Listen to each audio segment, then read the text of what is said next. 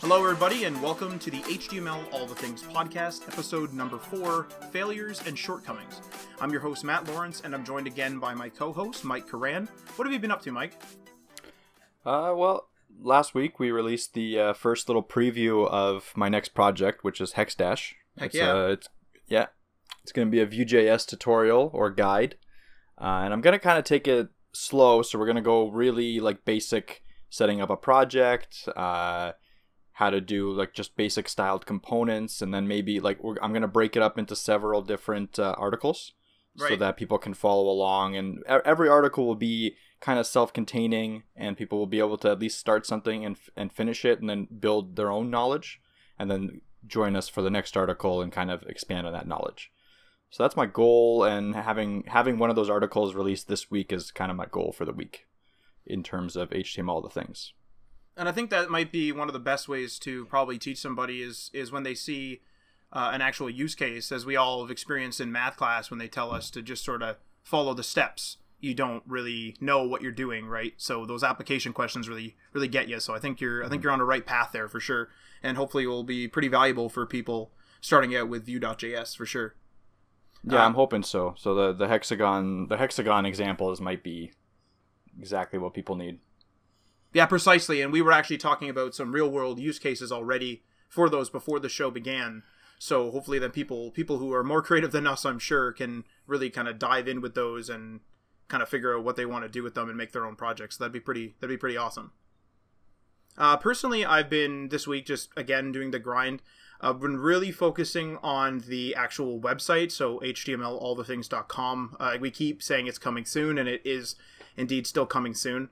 But we've come up with some pretty large developments in terms of the design of it and how it's going to work and what platform it's going to use, etc. And that's also going to be posted on Medium. So I have a couple of articles coming out. The first one is going to be, it's essentially a part 1 and part 2, but they're separated. So basically the first article is going to be about how we designed the actual project HTML All the Things and where the content is and why it's there, why it's where it is.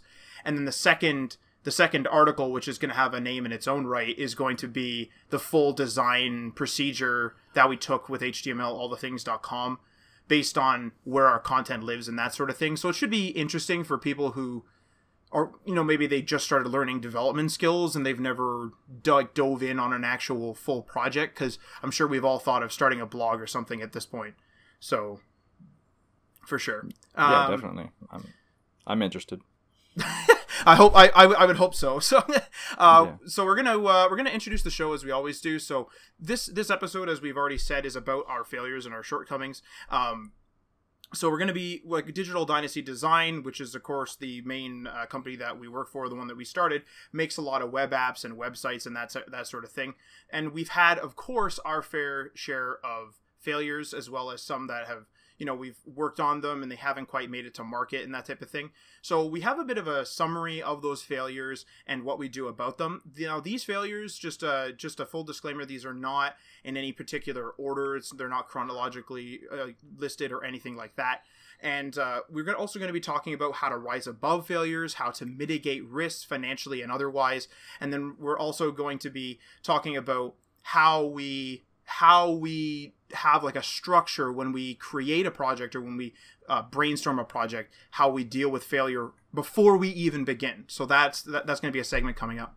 So we have a few segments, as I always do. Segment number 1, starting up. Segment number 2 is Lists by Design. Segment number 3 is Clicks to Riches. Segment number 4 is Free Photos Hamilton.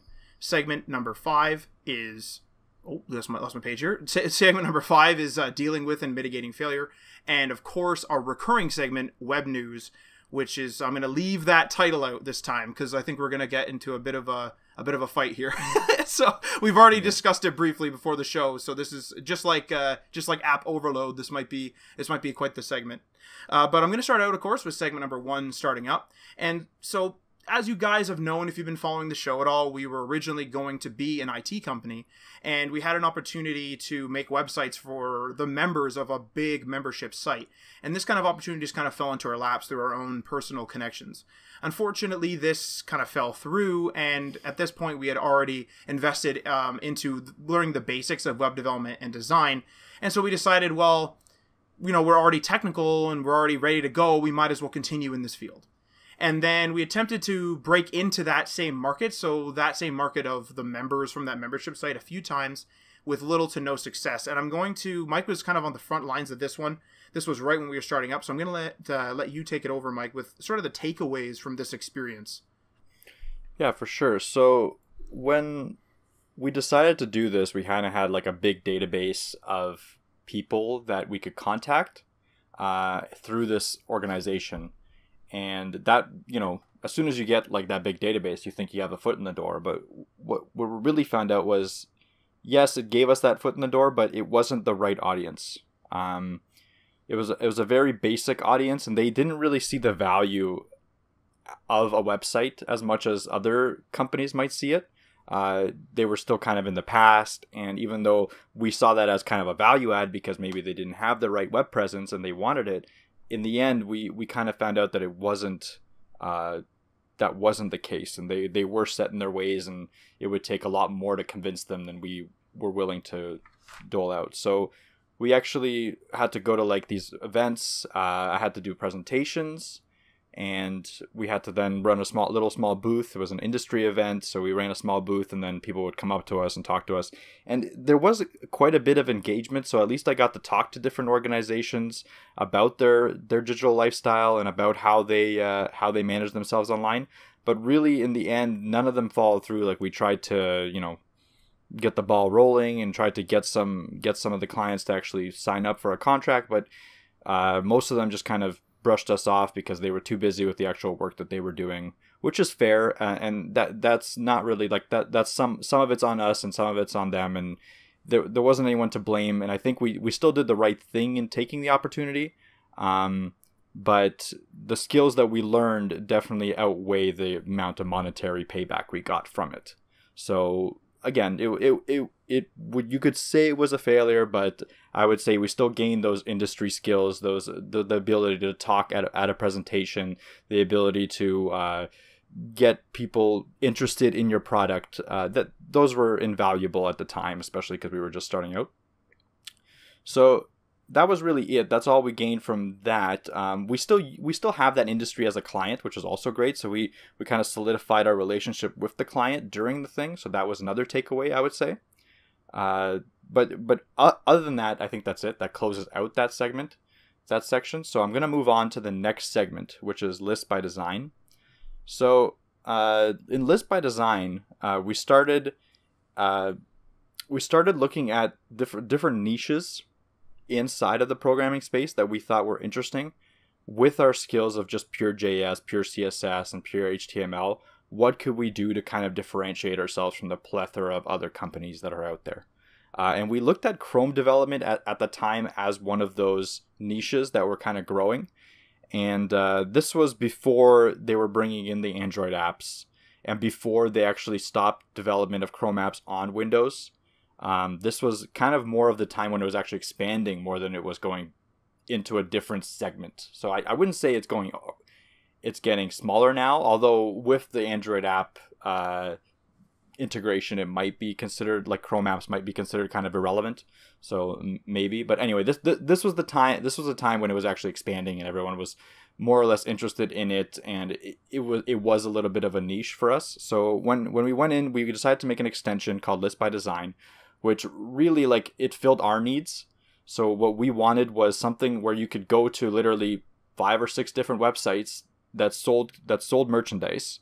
So go to Amazon, go to eBay, and make a shopping list or even a shopping cart. What we were thinking of down the line, if the application ever took off, get a shopping cart and have all the totals and like have what you want in that shopping cart from all the different websites. So instead of just going to Amazon and making a shopping cart on Amazon, instead of going to eBay and making a shopping cart on eBay, have an actual list of all the different shopping all the different items that you want from all the different websites, and have the totals and have a sum of how much it's going to cost you.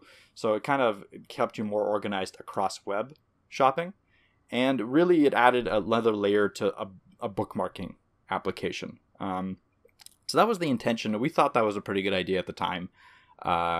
Obviously, with pulling pricing information and getting actual access to a shopping cart was a little bit more complicated than we assumed when we went into it. But I think we got to a point where we liked the application as it was. So it still pulled in the information about the URL, what you got, like the content, and then you can manually enter in the price of the product.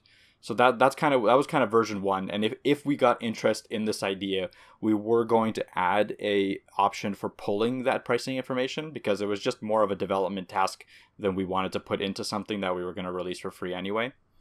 So that I don't know if that was a mistake or not, but really I'll let Matt actually handle the next part when we got into testing of the application. So Matt, you can talk about that. Right. So what we did was, one of the main things that we had never done before at this point in our career was really sort of make a consumer product. So we had made websites, of course, for people, and had the users as well as their family, friends, and customers test out the site. But we've never actually been the ones to assemble the test group. So for List by Design, we got a bunch of friends and family together, and some people even related to them, and we all added them to a chat, and we were like, okay, all you guys use Chrome. Let's, well, here's the test link. Here's the test install. This is how you do it. Install it. Let us know what you think. And what we actually found out was people were, I don't know whether it's because they know us or what, but they were very, very blunt, and I really actually like that. So some people would be like, this button is just like garbage, like this shouldn't be here. Mm-hmm. But what's really good about it is some people would be really on that type of stuff, like the UI and the UX, and other people would be like, yo, where's the pricing? Where's the check marks? Where's the list? I want more of this. I want more of that. So we had a really good mix. So I think getting kind of like a volume of people is probably a good idea. Not like thousands by any means. I think we maybe had, I think it may have been 20 or maybe even below 20, but we had like a good amount of people. So that's definitely something that we definitely benefited from. And it kind of really taught us how to take feedback from other people. And every single time we put out a build or a version, it would just keep getting better and better and better. And it got to the point where we were on version, like the internal version, I think it may have been 4 or 5, something like that. And we went back at one point to look at one of the old versions, and it had just totally transformed the application. Because when Mike and I are just working on it together as developers, you start becoming blind to issues that users would see on the daily. And the reason that is because you are fully focused on making sure this function works or this button works. And you're not concerning yourself with something as simple as, oh, it's kind of annoying to swipe here. Or, hey, it's kind of weird that the settings cog is hidden here. Whatever UX concerns there is. Mm-hmm. So you definitely need that outside view. And especially since a lot of our friends are non-technical, that's also great, because a lot of the people that are going to be using an extension on Chrome would obviously not be technical either. Not everyone's going to be like, oh, that's okay, I know what they were thinking, so that was definitely something that we came away with. That was a really great experience for us. Overall, I would say the result of this project was definitely a shortcoming. So it's still alive today and all that, but we have a couple of pros and cons here. So the pros after releasing this product was users were more engaged than we thought they would be. So we were actually getting some emails from people, and it wasn't really on social media, but people were definitely, we got a few, and I do mean a few, but we got a few emails of people saying, hey, I use this all the time. We actually got one, it must have been a year in, or at least a few months in, that was actually requesting some features because he used it for work. So that was pretty interesting, and that's pretty cool to see. It's like, hey, our product's being used in someone, like a random person's computer. That's awesome. Some of the cons, obviously, so there were less overall users than expected. And you can go see the live user count right now in the Chrome Web Store, because it is still live there. But there was definitely less overall users than we expected. We kind of thought this application would grow to be like a real bookmarks alternative, and it really didn't. And we didn't really get enough user engagement. I know that's contradictory to what I said before, but in terms specifically of reviews and public users like giving us feedback, so people actually leaving an actual review with proper feedback and that type of thing. And I think that's really key, you know, whether it be on Twitter, whether it be on the Chrome Web Store or whatever, you really need people to drum up a conversation about what you're doing. And I think that that application definitely lacked in that way.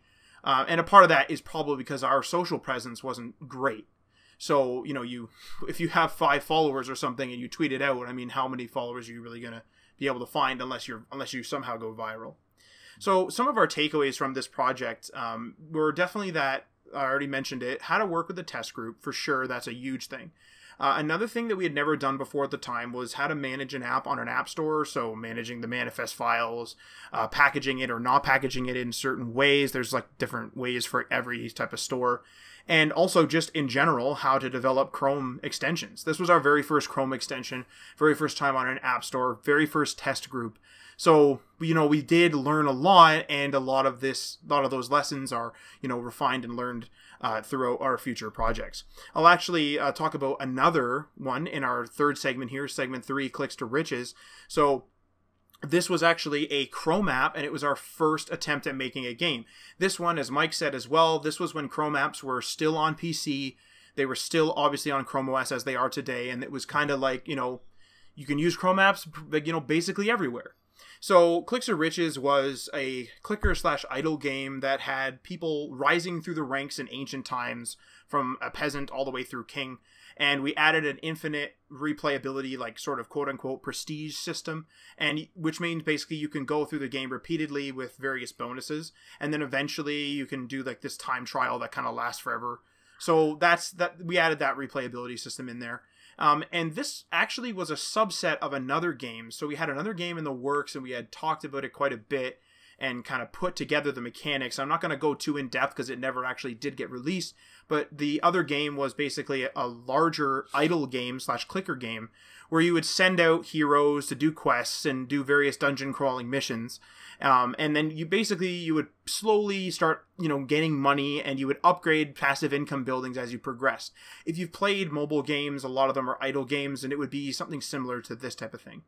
And the thing is we really had an ambitious game planned out, and this smaller version, so Clicks to Riches is the smaller version of that larger game, was supposed to hold us over until the first game was released, because we knew the larger game was going to take so long to make that we were like, okay, we need, like, you know, a little cash, and we need a little bit of motivation of people talking to us and giving us ideas and that type of thing.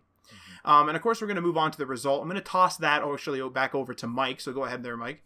Yeah. So, the game, it was a good idea, I think, and the you know, the short term success kind of gave us a little bit of motivation. So what happened was when we first released it onto the web store, we released it at a 99-cent application.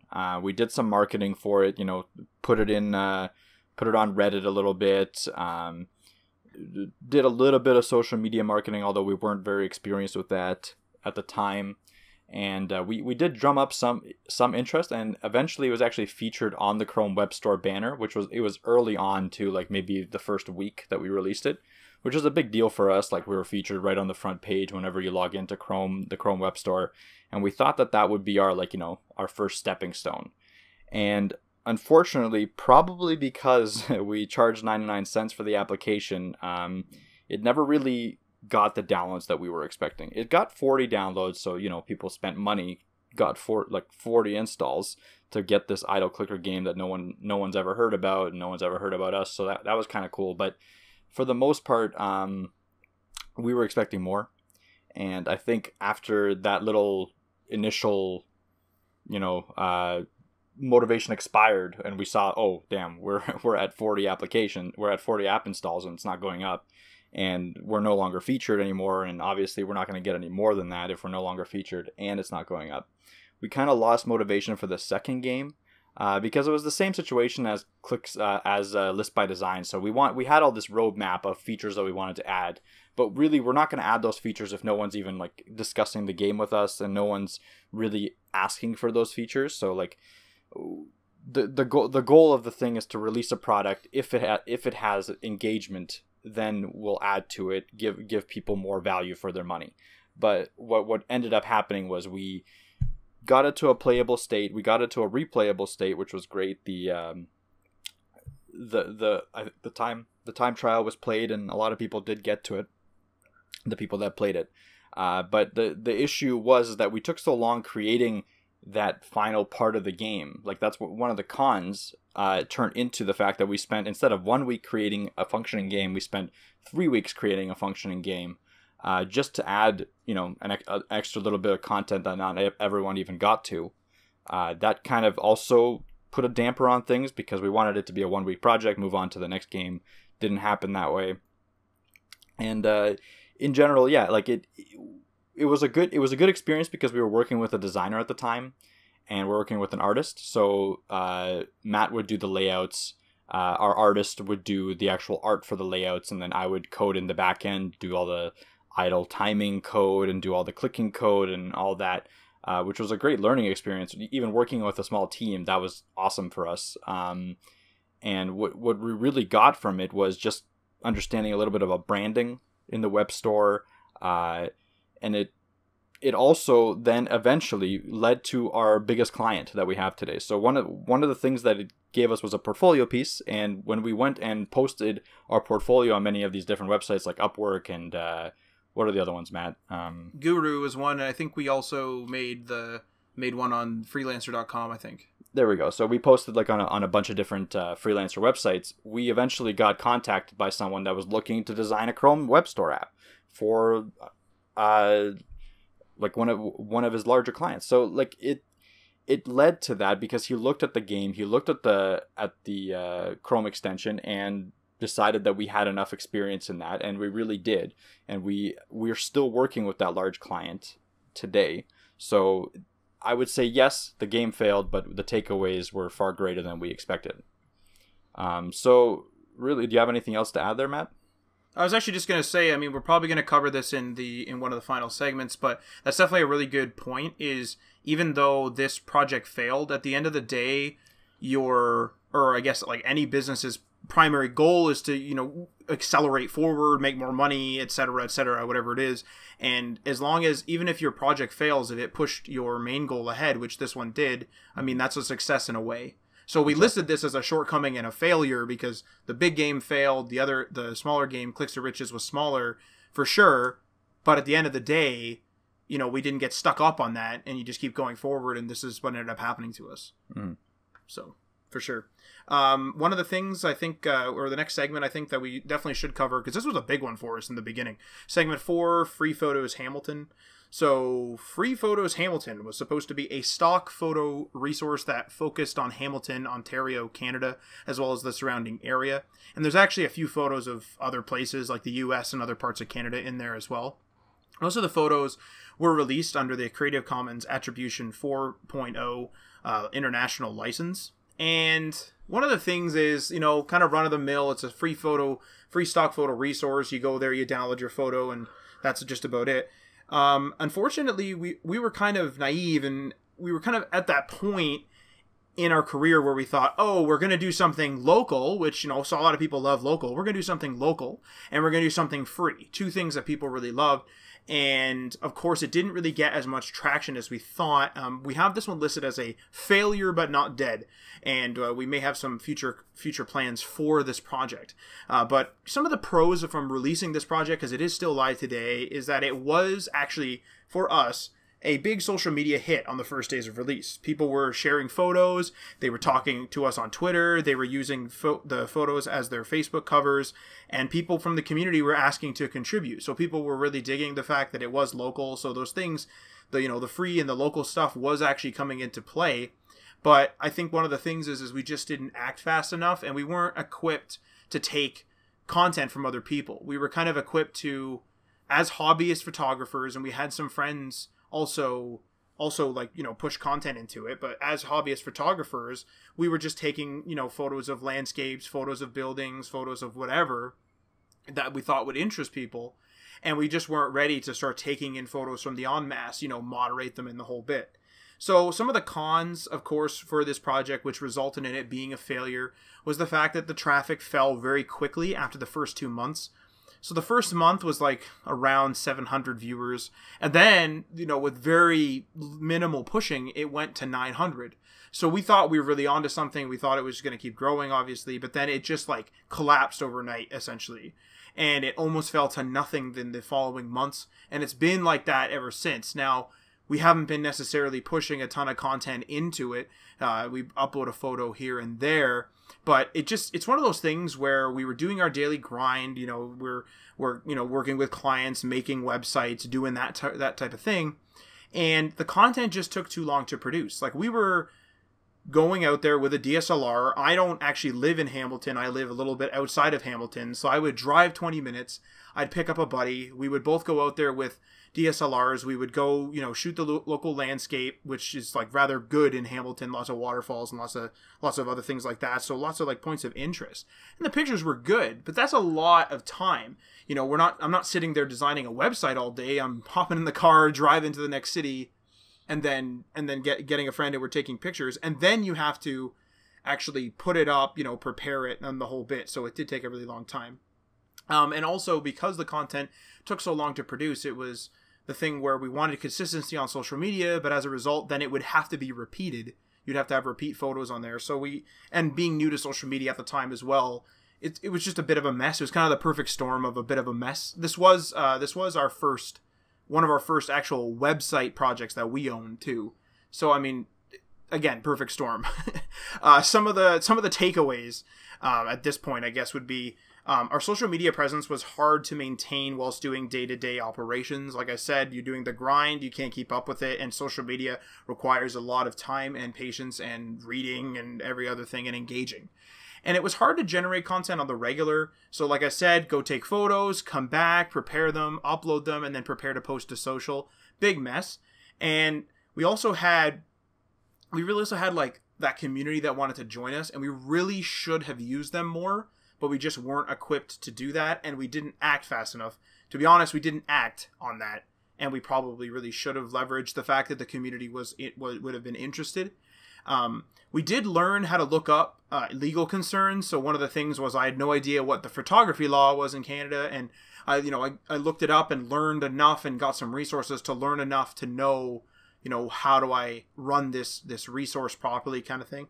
Also, Free Photos Hamilton is a heavy site. It's a media heavy site, and from that we learned a bunch of optimization techniques and ultimately how far a certain hosting would take us. So if we at the time had cheaper hosting, and of course it was just kind of like chugging along, and we had to really optimize it. So that's a good takeaway. Like, it kind of sucks that the site wasn't running very well, especially at the beginning. It's still a little slow today, but it's a lot better than it was. And that's a really great skill to learn, though, is, this is how you optimize. You compress this way, you cache this way, you do this, you do that, etc. And also, it was our very first WordPress project that we designed from scratch. So we intentionally went in and we used a lot of plugins. We used a lot of themes. We tried to really exercise our knowledge of WordPress and really kind of dig into it to learn those skills, and we have actually used those professionally otherwise as well. So there's another pretty big takeaway. I don't know if you have anything else to mention on Free Photos Hamilton, Mike. Yeah, I mean, I was just going to mention the WordPress experience, but you nailed it. Got us, I think, at least a couple clients because of it, so that helped. And I mean, yeah, like you said, it's not dead, so maybe at some point we will revisit and maybe rework it, maybe do a maybe get something on Hat going, right? Like get some community feedback on there. That's a really good point. Is the usability of WordPress with that type of site is actually questionable. Mm-hmm. And since Hat's all about UI UX, you may see something regarding that project where we might do a little revitalization and at the same time try to show it off, I guess, on Hat. I'm not going to get too into it. We'll post some teasers when we get closer to the date. Yeah. Mm-hmm. For sure. But yeah, so other than that, let's move on to the next segment, right? So dealing with and mitigating failure. So I want to tackle the word failure right away, actually. So what we've learned throughout this entire podcast really is that none of these have really failed to the extent that of what failure is. So yes, they have not lived up to the expectations that we kind of set for them, and they have not they've not gone forward with those expectations. But what they did do was they gave us the knowledge to move on, and every failure has moved us forward to our goal of maintaining this company and getting more experience in the industry, and being a legitimate development company and being good developers. So it's hard, like when you look at a product, it's hard sometimes to tell what a product will do. So if you like we did with List by Design, we thought that, hey, it's a great tool. Why won't people use it? Give us some feedback, and then we can make it into an even better tool. What we learned that is getting that feedback from people is almost impossible without any notoriety.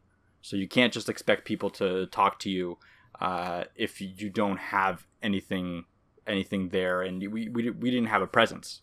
So where are they even going to talk to us? We thought that throwing up a Twitter post here and there is a presence, but really it isn't. Really, you have to build a community before you can do things like that. For sure.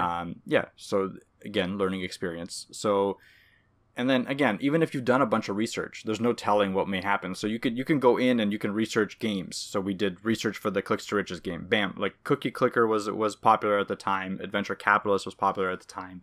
We're like, oh wow, let's capitalize on this trend, right? It's a huge trend. We went on the Chrome Web Store. There's really nothing on the Chrome Web Store that would be a clicker game. So we're like, bam, niche on the Chrome Web Store, a game that people might play, get some really good artwork, which it really has. You should check it out.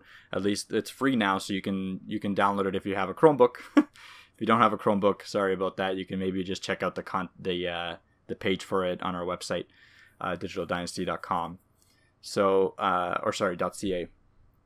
So we decided to do that, but really in the end, it wasn't about that. The Chrome Web Store wasn't a platform for a game like that, and we didn't have the notoriety to promote it enough to get it into people's hands. We made a mistake, I think, charging $1 for it, but we wanted to get some quick money back for our efforts, because we needed to continue working on the next project. So really, we didn't have too much of a choice.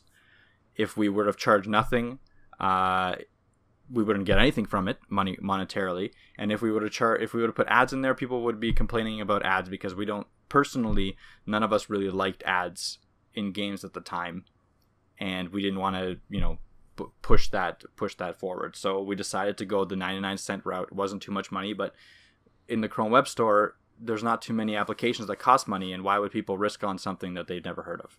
And we had actually been just to interject there, we had actually been warned on Reddit.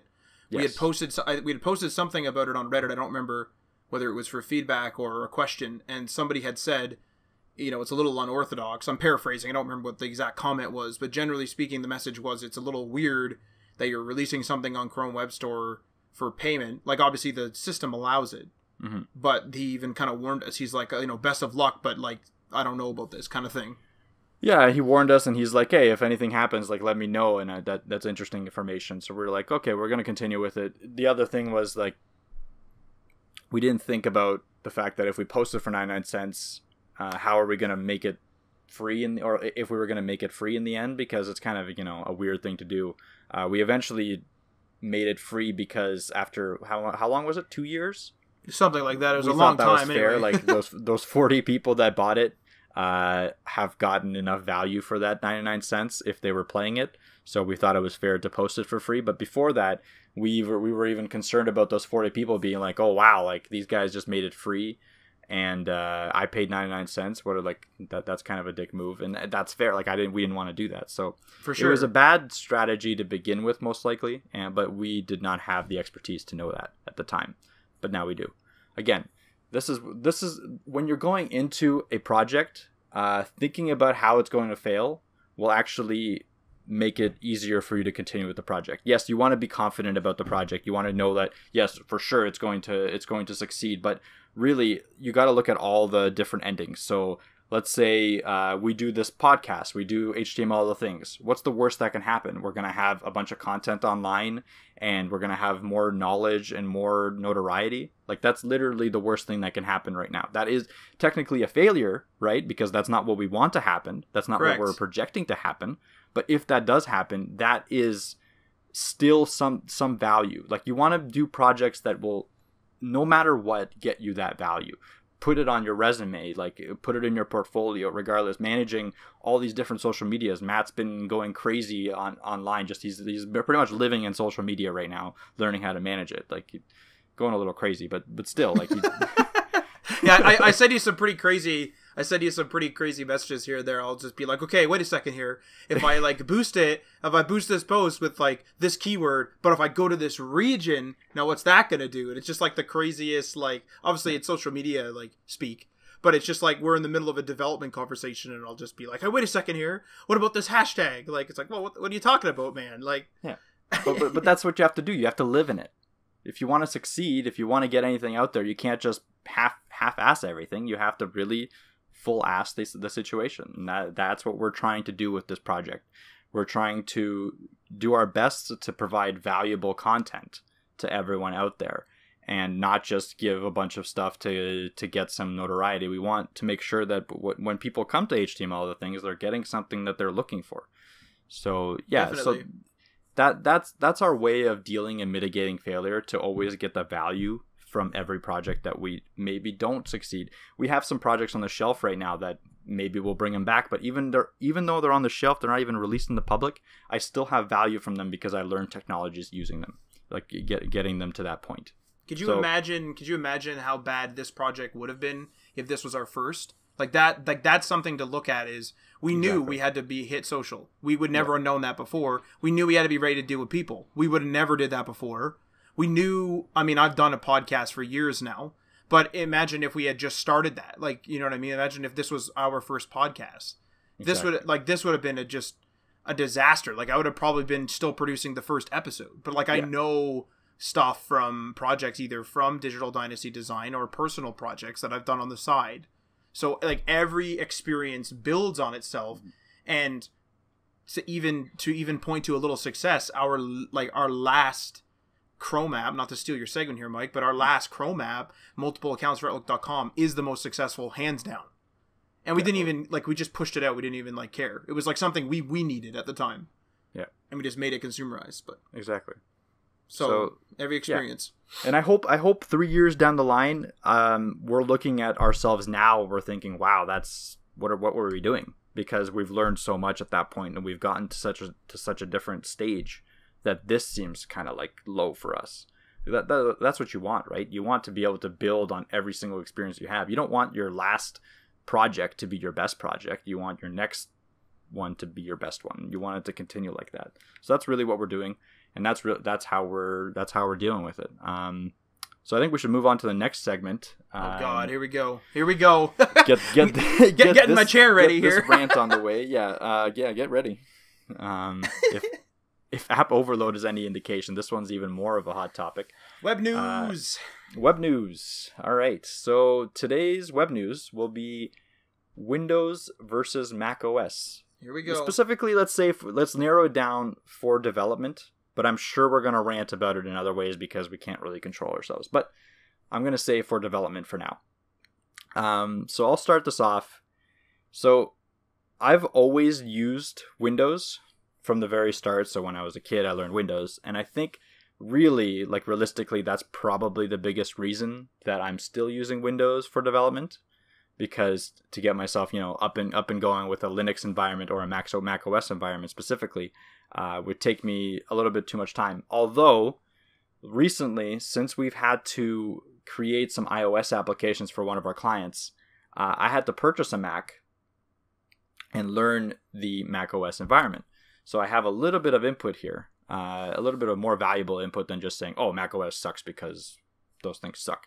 So going into it, I was already hesitant, but as I started using it, I was kind of like, oh, like, this is okay, like, it's usable. It's just like any other operating system. You kind of click and stuff opens.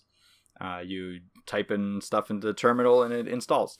So it was all right, but I really did not enjoy the fact that it would crash, and then the crash screen would just say, "You need to restart your computer," and that's it.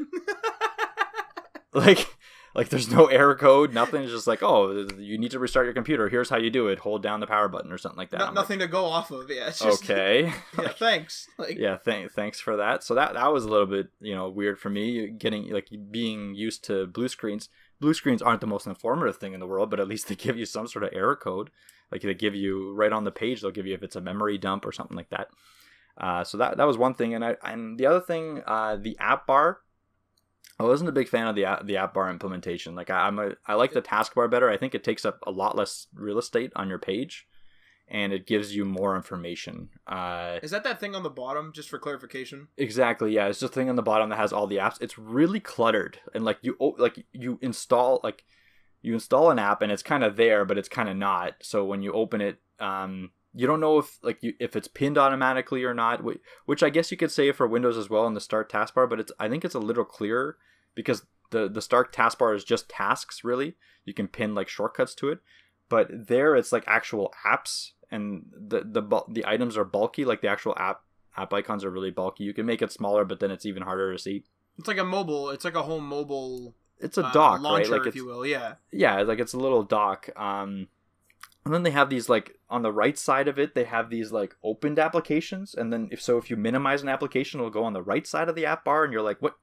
But why is it not in the actual app bar? Like, why do I have to go over there now? Anyway, the little black dot, the little dot. I didn't enjoy wrapping my head around it. I eventually got used to it because I had to use it for, like, 2 or 3 months. But I never enjoyed it. Like, it's not as easy to see how many windows you have open of that application. I don't know. It's just most of these, and these are opinions, 100% opinions, and not gospel. Obviously, a lot of developers and most of our audience is probably using macOS, and I don't want to bash them for choosing macOS because really, it's fine. Like all of the operating systems, Linux and Windows, they're all fine. They all do the job. The issue, like, I'm just saying my issues, and I'm just saying why I'm sticking to Windows. Right. So yeah, I just want to precurse that again. So then another thing is, like, it's harder to find cheap alternatives to expensive applications. So like the App Store has some good applications, and it's actually like the App Store is pretty complete as a store, which is nice on Mac OS. But if you want to find like a free open source application on Mac, and I'm drawing a blank on an example, but I definitely had a few before. I definitely have an example if you want, actually. Go ahead, yeah. Well, we started Twitch streaming recently on my other project, and one of the things was we have an Elgato. I don't know for sure. I think it's the latest capture card that they released. We have like the HD60 or something. Anyway, we have this like really good capture card that works with the Elgato software. Mm-hmm. But because and that will Twitch stream. But we wanted some of the features that was in OBS. Mm-hmm. So we download OBS, which is for Mac. That's fine. There's no driver that was written by Elgato to tell OBS that it's a video import source. Mm-hmm. It's like just the software that Elgato makes works. So it's like for us, we're like kind of stuck. Like it works, but it's like you're starting to get into that territory of like, oh, I had to use an alternative. Yeah. And that gets tiring. You know what I mean? Yeah, for sure. And like that's a specific example, but still, like that happens more often than I would have thought it would happen. Yeah, like you're just doing something very simple, like even in development, and you're like, wait a minute, there's no application just for this that's free. Like you have to go and download. Like they have like to do applications on there for like $10. What's going on? Like, why are there to-do list applications for $10 when you can just use a web app? Anyway, like the prices seem kind of ridiculous on the App Store, and then that leads me into my final complaint. And the real, actual reason I would say I'm not going to switch to Mac is just like the absolutely ludicrously expensive hardware. So when we went to go and buy a Mac. Oh, here we go. We go. So we went to go buy a Mac. We're like, oh, let's just go buy like a Mac Mini. Or something like that. Remember, like you even suggested it, Matt. You're like, why don't we just buy a Mac Mini? It's their cheapest offering that they have on the website. Yeah. And I took a look at it, and I don't know if people have seen the Mac Mini, but I'm pretty sure it's like 5 or 6 years old, and like you can still buy it new today. The support is questionable. It's definitely it's not even support. Like it's like, why is it why is it why is the hardware 5 years old that you can buy today, and why does it cost $600? We're in Canada, mind you. Yeah, Canadian dollars here, folks. Yeah, why does it cost here? Let me say. Let me pull it up. Let me pull it up right here. Apple.com Mac Mini. Well, one of the things I've noticed too with something like the Mac Mini, that we have a couple of friends that are really big into Mac, and I'll ask them, like, I'll be like, yo, like, I'm thinking I need to buy an Apple product. What should I get? And they'll warn me, like, they'll just be like, hey, like, I don't have any personal evidence, like, there's no reports of this, but due to the trend of, you know, support on X product that I'm looking to purchase, it may get discontinued. And I'm like, oh, for the love of God, like, this doesn't happen on a PC where, you know, maybe my driver is done, but my programs will still run for years, maybe other than games, you know, like, come on, like, I just. And for and you're right, $600, or did you have the price there? No, that's what I got. So it's $600. It's a dual core processor. I'm pretty sure of no hyperthreading. So you just get dual core. Which I mean, like, for what we were trying to do, like, because for the amount we needed macOS, it would work. But that's still ludicrous. It's ludicrous. Yeah, it is absolutely ludicrous. And you got a hard drive, not an SSD. Anyway, so It just blew my mind. So we went to the used route, and we bought I think this is a 2012 MacBook Pro 13-inch, and it was like, I think $500 cash at the time, which is also really expensive. And I understand their hardware is like really high quality, and I'm not arguing that. I like the feel of this hardware. It's actually really nice, but it doesn't make sense. Like I'm a techie. Like, I really like technology. I'm really into the new laptops that come out. I'm really into, like, building my own PC. I'm running a 8-core 16-thread Ryzen computer right now. It's just when I go and look price comparisons, for like a MacBook Pro, the new MacBook Pros that came out. I mean, again, we're in Canada, but we're looking at like at least $2,000 for a MacBook Pro. With tax. And that's like the base, like, that's not customized, and that's not like added all the RAM or whatever else you can add on there. That is the base MacBook. Nothing like that. That is literally the base MacBook. That's without the Touch Bar. So I have to spend $2,000 to get a dual core processor right now. What's super interesting, and we've had this discussion a few times about stuff like that, where, like, that's super expensive for a dual core, let's say, or that's just expensive in general for a computer. Yeah. Where, like, you and I both have the same laptop. You bought it used. I bought it new. I bought it new for, I think it was $750 on sale, Canadian, $750, and I'm still using it. Like, and I could still play a lot of games on there because it's a gaming laptop. Like, what is?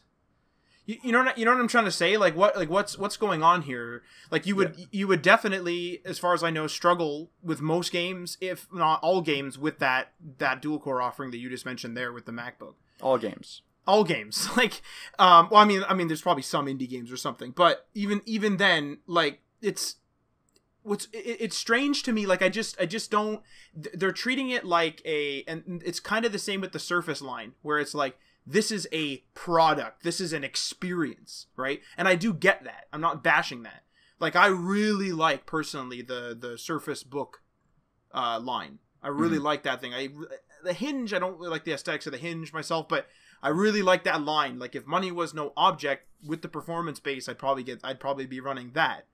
But, like, we bought a thin and light Galaxy Tab Pro S for myself for showing client stuff. Like, it's a tablet that runs Windows 10 Pro, and we got you what is that thing? It's an Asus. It's an Asus Ultrabook. It's an Asus Ultrabook for, I think, together was less than $2,000. Oh yeah, much less. Much less, and like, we're both equipped. We're both can, like, you code more. I more or less read and then show people things on that thing, right? So different like use cases, but we covered both use cases for less than that. And what value? Like, I need to see the value proposition of that Mac. If we had purchased that Mac for one of us, like, let's say we rationed it and we said, okay, just Mike will get one. Matt can deal without having a thin and light with him. Okay, fair enough. What value would you get with that Mac over your Asus laptop? I can't think of one. Well, I don't think we would get any additional value other than the fact that we needed one for coding iOS applications, right? Like, so let's take that. Yeah. Let's take that off the table for a second. Yeah. The fact that we would have to get the Mac, learn the Mac OS operating system, adapt to it, because we have to change some of our habits, because it is different, not in any bad way really, but it does have a difference, so we'd have to change our habits. So we would just need to, like, it would take us a long time to get started, so we'd lose money there. Yep. And then after that, we wouldn't gain anything because we're not doing any sort of graphical work, which I don't even, like, I would argue is probably okay on a PC as well. Yes, export times in Final Cut Pro are faster. Which I mean, if we were like a huge movie studio, like if our YouTube channel just absolutely took off, we probably would have a Mac Pro somewhere. Yeah, exactly. In the studio. I'm okay. Like, I'm fully okay with getting stuff for its utility. That's why we bought this MacBook, right? Like, that we needed it. I think we've earned much more than it costs. Based on it's paid for itself. Yeah, it's paid for itself, no problem. And we could afford to get one of these MacBook Pros, these $2,000 MacBook Pros, and it would still probably pay for itself. But it's just like everything that this MacBook for $500 does, the other one can also do. So, like, I don't understand the value proposition, like you're saying. I don't get why you would spend over 20, like, I'm looking at it right now. The new MacBook 13-inch, the new one, with the Touch Bar, is starting at $2,400. See, like, it's stuff like that. Like, that's the experience thing again with the Touch Bar. Yeah, you're getting an experience of yes, it's an operating system that made directly for the hardware of this thing, which is great. I like that, right? But it's not that much better than a Windows machine. Like, if you're even looking at it from rose-colored glasses, everything you can do on this, you can do on a Windows machine, bar a few very specific utilitarian things. That's the thing, right? Like, the user experience is different for sure, like in terms of the UI. Yeah. But at the end of the day, you would both have the same MP4, PDF, and MP3 if you had a project that needed those. Yeah, you would all have them. And yes, Windows 10 has its shortcomings. Updates, I mean, they're getting better, but they were initially a disaster, right? For sure, yeah. I mean, like, everyone, like, we can agree on that. And then there's some weird stuff, like today I was trying to change permissions, and then I have a user that's just like a serial number, it looks like. Mm-hmm. That just is my owner of my external drive. So sometimes when you get, I've never dealt with Mac in terms of advanced options, but on Windows, of course, I have, and I was like changing owners, and I just randomly, my external drive is owned by like some user that's just a bunch of numbers and a couple letters, which isn't on my computer. So what is that? I don't know. And then I looked it up, and other people have the same problem. It's like, what's going on here? Well, okay. Another thing is, like, any language settings on a Windows computer is a disaster. So, like, there's maybe 15, 20 different places you can change the language. There's no reason for that. That's a good point. Is the conflict between legacy and new? So yes. On Windows, like 7 and 8 to an extent, I think it had a settings menu. I used 8 for a very short amount of time, so excuse my wrong speak if I say something, but basically you use the control panel to change settings. And with this new one, you have to, like, essentially click start and go to the settings cog, and there's a settings menu. But sometimes it will direct you to the control panel, which is like the legacy way to do it. And sometimes it's in both places. Yeah. So there's like, I mean, and that's like more advanced user stuff. Like, even I don't see that on the daily, but even still, it's like, okay, what's going on here? Yeah. So again, yeah, Windows 10 definitely has its negatives, but I think honestly it's getting better and better. It's very user friendly. My cousin recently switched from MacBook to Windows Surface device, and we actually, like, this was a great experience for this segment, because we went to both at one of the malls here. We went to the Microsoft store and the MacBook store. The MacBook store, the MacBook that he wanted to get was $2,700. Okay. Jesus. Okay. Canadian, I assume. And we're like, that's fine. Like, you can get it. Like, that this was one of it, like a gift for him from his dad or something like that for going to university. So he's like, fine, you can get it if you want it. But then we went to the Microsoft store, and with the exact same experience almost the exact same hardware. A better screen, some pluses, some minuses. Obviously, you're gonna give like plus and minus. The touchpad on the MacBook is the best, bar none. Everyone knows that. I'm not arguing that. I'm just saying, like, yeah, well, with very with equal plus and minuses. Right. The Surface that he got with everything in it, like with the kickstand and all and the keyboard, was, I think it came out to $1,200. That's pretty, like, that's pretty damn good. So it's over $1,000 difference for what is essentially the same experience. Yeah. For someone like him, like, I mean, he's just a university student. He's not a programmer or anything. He's literally like Netflix. He just wants, and he's switching from Mac, right? Like, so he understood, and I tried to ingrain in him. I'm like, listen, you don't have to switch from Mac because this is going to be a big switch for you, and it's not an easy thing to switch from one operating system to another. Yeah. But then we went into the stores, and like, I mean, I actually built him a PC before this, so he had a little bit of familiarity with computer, but it was very like small.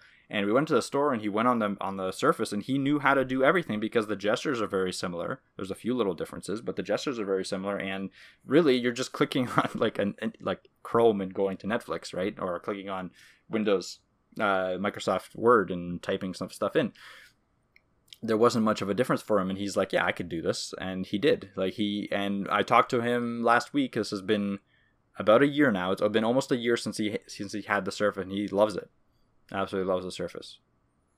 I think the Surface line is definitely something that Microsoft should have even done earlier to really show off Windows. Yeah, for sure, because it is a nice line of products. Like, yeah, exactly. That's why we bought a Thin and Light from Samsung, just because it was cheaper, but it was similar to how the Surface works. Yeah. You know, exactly. The pen is super nice too. Yeah, I mean, I'm not a huge user of the pens and touchscreens and stuff like that. Although I do see, like, my Asus doesn't have a touchscreen. I kind of wish it did, but it's a small thing. It's a small thing. That's another thing that the MacBooks don't have. Like, you're paying $2,700 and you don't get a touchscreen. Yeah, for sure. Which is another it's just. Like, it doesn't make sense value-wise to me. I understand wanting to stay in your ecosystem, and I fully get that because that's kind of what I'm doing with Windows. But I would probably switch to Mac, or at least I'd try it for a little bit if it was more affordable.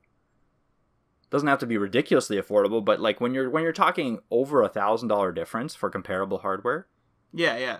It's getting it to me. That seems like it's extremely pretentious. They're the most like valuable company in the world now at $1 trillion. Congratulations to them. Well, one of the things I've heard joked around, like amongst my friends even, is like how Apple Store employees, they can't even afford the products they sell. Which makes sense. Like, I mean, I don't know how their employee discount works or anything. Like, these are just my buddies talking. They don't have any actual industry experience. But that's kind of one of the jokes where it's like they can't afford a MacBook because they're just like the salespeople. And like, that's true. But like in the Microsoft Store, I mean, it might be a couple of paychecks or something. But well, like, how do you justify that? Like, for a regular user, like, yes, a developer, like I said, we buy this $2,500 MacBook in a certain amount of time, we're going to get the money back for it because we use it for work. How do you justify it as a regular student, not someone that has the disposable income of everyone else, but of like a more wealthy family, but like a regular student that has to pay for their own MacBook? How can you possibly justify $2,500 when you're paying probably that much for like a university course? That's the thing, yeah, with the freelance, like, if you're a freelancer, you could even justify, you could be like, oh, I'm going to go on, whatever job board I'm looking at, and I just bought this MacBook, I want to be able to pay for it in 4 jobs. And you could do that, but like you said, as a university student, you might be, I mean, I don't really know how much tuition is in America, but like, you might be doubling your tuition depending on what course you're going into, if you're buying a MacBook that semester. Yeah. One of the guys from our course, I mean, we're like technicians essentially, so we need PCs. Like, but when we were in college, one of the guys was sort of like a consumer. That's what we call them, like sort of a consumer, and he was all about Mac. We used to call him Alex Mac. Yeah, but like he was all about Mac, and he was the only one in our course that had a Mac, and he couldn't do some of the stuff because like, I mean, like we had specific, like our course literally said you need a PC, but. But even still, like the fact that some of that stuff is like come on, you know what I mean? Like some of the stuff that he couldn't do, it was like, oh, I need to purchase this application, or I need to like download a new driver, or I need to run what's that one, Parallels, or it's like no, like you're tacking on stuff. Do you not realize that, like, for some reason these people that love Mac, like, you do not realize you're hurting your own experience. The other day, prime example, the other day on my other podcast, the guy who actually does the podcast and edits it, his upload speed is very bad. So he started sending it to me, and I do the editing, and then, or I do the uploading, and I do like the show notes. So what ended up happening is we had this problem where he needed to start exporting it in a higher quality. So what he used to do is he would export it, put it in a Google Drive, it would upload overnight, and then I would take it, make the video version and everything, which was a bigger version. This is why I'm uploading it. And then I would upload both versions, the audio and then the video. What ended up happening is he needed to do a bigger file size because I need to encode it in a different way now. So I'm doing the encoding and everything else. He literally could not send me that file. We tried Bluetooth. It was like, I mean, you know, he has an old Mac Pro Tower. I'm going to tell you that right now. I think it's 2011, I think. Mm-hmm. So just like total disclosure there. He tried to Bluetooth it to me. It worked, but it was slow, like 26 kb a second or something. Yeah, that's not. So I plugged in my phone, and it was like, oh, you need to download Android file switcher or something. I can't remember what it's called. So we're like, okay. So we download the program. It kept freezing. So we gave up that week, just ended up using a memory stick. The next week, we try again. I needed to download Samsung Smart Switch to browse my phone to do it, and it required a couple of restarts. It required a couple of permissions. And then when I was using it, and I have very little exposure to Mac OS, but like the multitasking is everywhere. There's windows everywhere. There's those, I've already mentioned, those little black dots under the apps on the app bar at the bottom to tell you when they're open. Yeah, not a huge fan of those black dots either. It's like, why doesn't that app bar fill up with either pinned stuff like the taskbar does in Windows, or why doesn't it literally fill up with what's open? Like, why do I need all this other crap? Like, what if I'm not using the Office suite and I have all the Office suite pinned because I do use it pretty often? It's like, that's just taking up space for no reason. Mm-hmm. And then, like, I'm constantly like jumping in between Launchpad and all this crap, and it's like, I honestly feel as if, like, we do the podcast, we record the podcast on a Mac because he's all Mac, which is fine. But whenever I try to like introduce something like, hey, let's just transfer to my phone, he's like, what? I'm like, what do you mean? He's like, I can't do that on my iPhone. Yeah. He's like, I can't just plug it in and use it like a memory stick. I'm like, what are you talking about? There's an SD card in here and there's internal storage. Just plug it in and dump the episode on here. It's a memory stick, and I'm always going to have it. I'm never going to forget it. But he's like, oh, we just need to use a memory stick. And Mac people do that. They always seem to make excuses. Like, it's ridiculous that you're trying to transfer a file to a phone. What do you mean it's ridiculous that I'm trying to transfer a file to a phone? I need to transfer a file. I want it on my phone. Yeah, well, they have AirDrop, right? But it's only between Mac and iOS. Oh, iOS and iOS. Like, and I think his phone is too new. I think his phone is too new to use it with his Mac. I think he said that. And there was some other feature where he couldn't use a certain feature, and I don't remember what it was. But a Mac that has the same specs as his, or so he was telling me, this was years ago, he was saying that a Mac that had the same spec as his, if his Mac was 1 year newer, even though it had the same spec, his was banned from using a certain feature because it was a 2011 one. Mm-hmm. And this other one got this new feature. And I was like, you know, maybe there's like a different chip in there or something that they're not telling you about. But isn't it ridiculous that it's like, oh, 2011, get out of here. Like, just get out of here. They're notorious for doing that. Stuff like live photos. iPhone 6S could do it, and I think iPhone 6 couldn't. Like, what? There was like, no reason. There was no actual, like, hardware reason for that. It was just, you know, upgrade now. And the whole thing with, I love this. I love the dongle argument. This has been an argument since the beginning of the removal of headphone jacks and then eventually the removal of a bunch of ports. Mm-hmm. I love the argument of like, well, just simply plug in a dongle and like simply plug in a dongle and like plug in all this other stuff. It's like, you don't even like you're not realizing that. I mean, they probably are realizing it, but like, yes, USB-C is the future, but why aren't you transitioning to the future? You're just cutting. You're just like, mm-hmm. Okay, no headphone jack. And to be honest here, people are like, well, wireless is the future. Not necessarily. Like, it's a headphone. Like the headphones still perform the same function. And the phone is in my pocket. So you can't say to me that like, oh, well, what do you want? A big like one of the arguments I heard was you have your phone on your desk and you want to get up and walk across the room to do something, you could do that with Bluetooth headphones. I'm like, what if the phone's in my pocket because it's a mobile device? Yep. Like, you could... Why would you cut the headphone jack just for, to my opinion, no reason? Like, and they didn't add battery to that area. It's not like they were like, oh, we can use this extra area for battery. No. Like what it like. There was no reason to cut the headphone jack. It was only a ploy to get more people to buy the Bluetooth.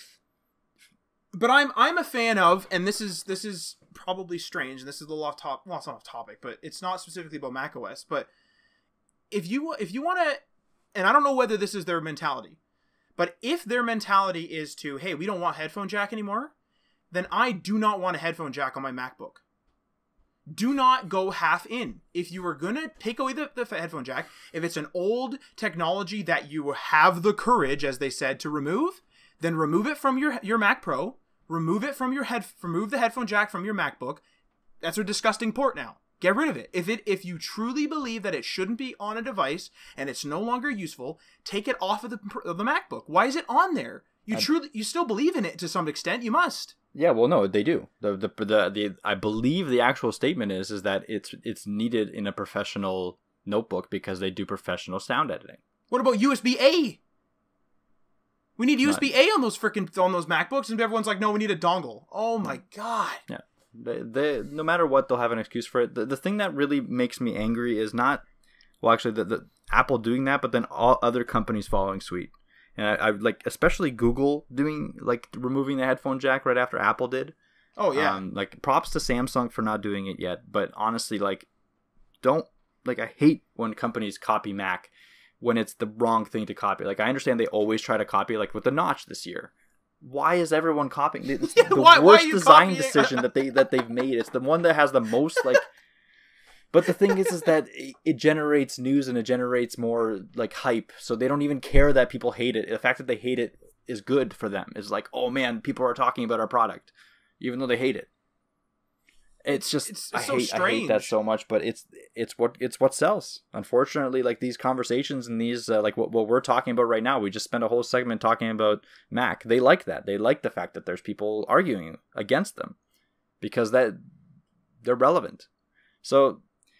Either way, I'm not against Mac and I'm not against anyone else. I think that there is a space for them. I just wish that they would come down to reality and, like, just make adjustments to their ridiculously overpriced line of product. Like, how can they possibly justify a $10,000 MacBook Pro right now? Like, that's how much their up-spec MacBook Pro is. American, sorry. $10,000 American for their MacBook Pro. Let alone Canadian. It's probably like 85,000 Canadian rupees.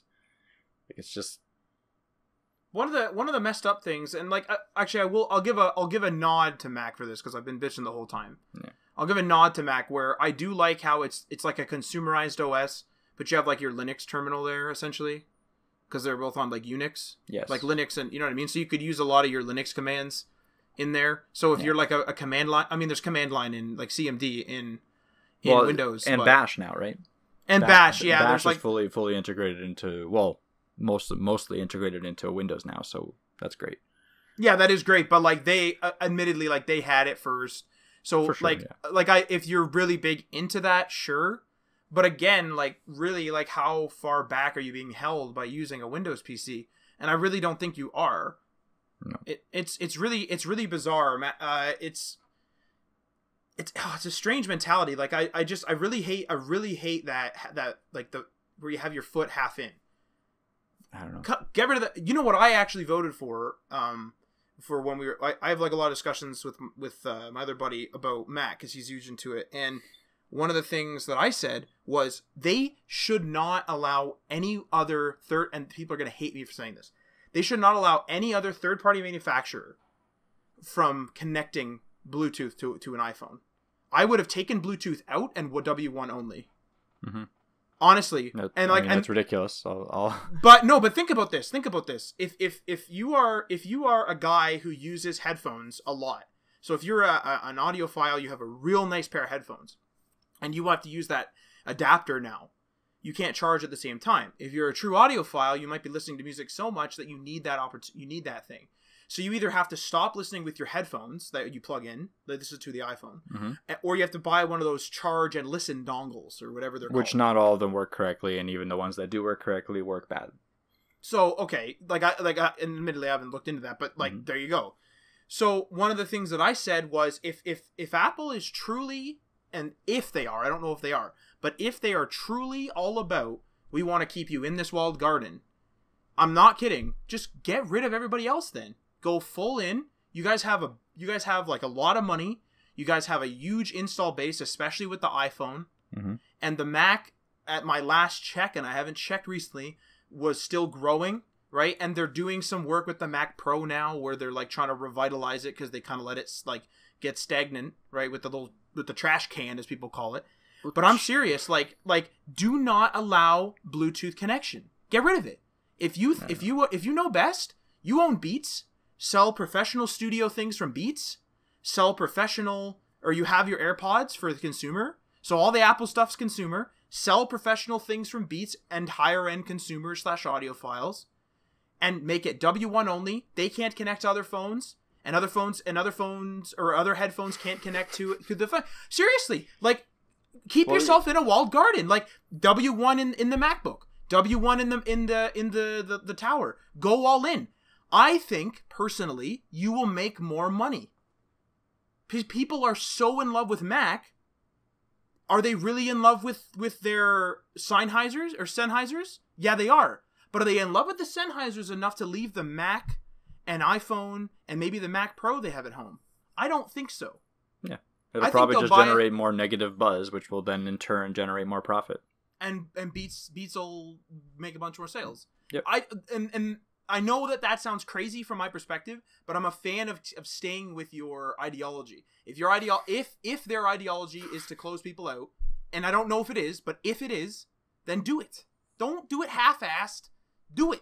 All in one generation. Just go. All right, guys, we're shutting her down. Everything has to be Mac or Mac associated. That's I'm going to disagree with you there, but I understand where you're coming from. I think we're going to wrap this up real quick. Yeah. This could go on for a whole hour. Yeah, I mean it's another rant. This is what web news is coming to. It's just rants after rants. Which we need a place for it, so we might as well. Yeah. So if anyone has any more comments, you can contact us on Twitter at HTML Everything. Give us a comment on if you use Mac or Windows, and if you agree with us or if you disagree. Especially if you disagree, shout at us. Yeah, give us some criticism. Yell at us on the Instagram too. Yeah, hit up that comment section at HTML all the things. Yep. So yeah, give us your comments. I would love to hear from everyone else about this Mac. I mean, I know it's been done to death, and I've heard it a million times. But yeah, I'd love to hear everyone else's comments on it. So I think we're gonna wrap it up. Yep. Do you want me to just do the closing here? Do the closing. So if you liked the show, thanks for listening thus far. And make sure to hit us up on Instagram and Facebook at HTML All The Things. You can also find us on Twitter at HTML Everything. HTMLAllTheThings.com is coming soon. However, you can hit up the podcast directly at podcast.htmlallthethings.com with more news coming. So hit up those social media channels to make sure you don't miss a thing. We're also on Medium. You can look us up, publication HTML All The Things, or you can look up Mike Horan or Matt Lawrence on there as well to find the same thing. And thanks for listening.